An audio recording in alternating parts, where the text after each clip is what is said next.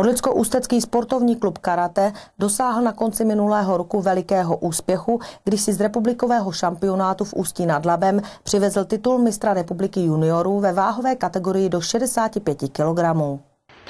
Závodníkem, který dosáhl tohoto vynikajícího úspěchu, byl Tomáš Suchý, který musel na mistrovských závodech vyhrát 3 zápasy v disciplíně zvané kumite. Je to mistrovství republiky, takže to byly tam ty nejlepší a měl jsem samozřejmě taky potřebnou dávku štěstí a nakonec to i se štěstím vyšlo. Zisk republikového titulu je pro Tomáše doposud největším úspěchem, kterým zúročil poctivou práci v tréninku. Měl z něho také náležitou radost. Byl jsem samozřejmě šťastný, byl to pro mě obrovský úspěch a byl bych rád, kdybych to znovu zopakoval. Sportovní klub karate má v Ústí nad Orlicí dlouhou tradici a svojí členskou základnou patří mezi největší oddíly na území města. Členská základna se pohybuje mezi 90 a 100 členama každý rok. Máme nábory okolo 20-30 lidí, takže si myslím, že na to, jak se malé město, tak je to slušný a daří se nám to držet i z toho důvodu, že máme atraktivní tréninky, letní zimní soustředění, pořádáme různé semináře a účastníme se za rok zhruba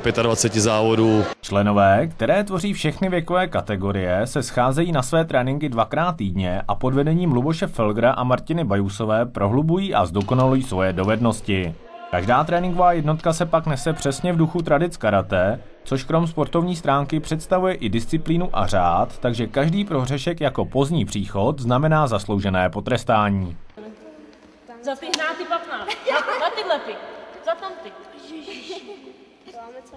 Zisk republikového titulu v individuální kategorii nebyl jediným úspěchem, kterého tento oddíl dosáhl, ale přidal k němu také výborné umístění v týmovém hodnocení. Loňská sezona patřila mezi nejúspěšnější za naší 25letou historii. Získali jsme asi 70 medailových umístění, které znamenaly 10. místo v žebříčku kumite v České republice ze 104 bodujících oddílů. Další sezona je na svém začátku a tak sportovní klub karate v Ústí nad Orlicí má možnost dokázat, že práce v tomto oddíle se dělá poctivě a další sportovní ocenění přijdou v ještě větším počtu i v tomto roce. Pro OIK TV Jan Dufek.